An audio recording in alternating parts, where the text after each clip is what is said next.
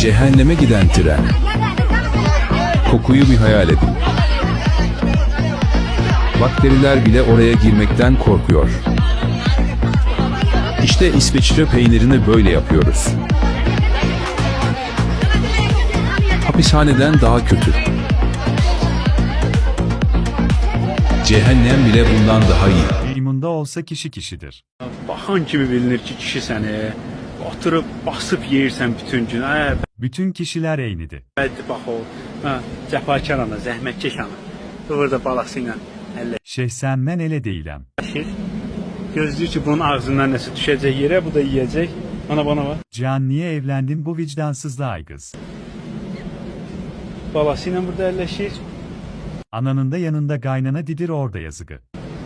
Bu da burada basıb yeyir. Sənin boyu yerə soxur. Adam Atam kimi garıdalını tek tek ötürür içeri. sən. Halal olsun sənə bacı, sağ ol olsun. Həmişə Her gördüğün meymuna bacı deme. balaları yanında bax belə dur.